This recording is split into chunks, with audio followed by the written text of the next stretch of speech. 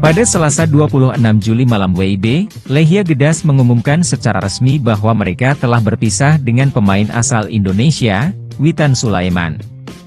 Lechia bukan hanya melepas Witan, tapi juga bek asal Polandia berusia 22 tahun, Rafal Kobrin. Karir Witan di Lechia memang stagnan, dan ia sempat dipinjamkan ke FK Senika. Di sana, Witan mencatatkan 12 penampilan, dan kerap tampil sebagai starter.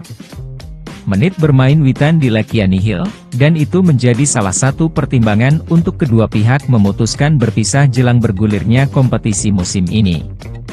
Keputusan Witan meninggalkan Lechia ikut memicu reaksi netizen Indonesia.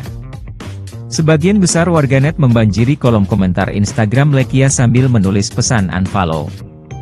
Secara karir memang pemain Indonesia tak begitu menonjol, tapi eksposur pemain tanah air di dunia maya kerap turut mengangkat pamor klub yang mereka bela, seperti Witan bersama Lechia Gedas. Belum diketahui kemana destinasi Witan selanjutnya, namun bukan tidak mungkin ia ingin tetap berkarir di Eropa. Selain itu, ada juga kemungkinan Witan dibawa ke Korea Selatan oleh Shin Tae-yong, seperti halnya Asnawi Mangkualam yang kini membela Ansan Greeners.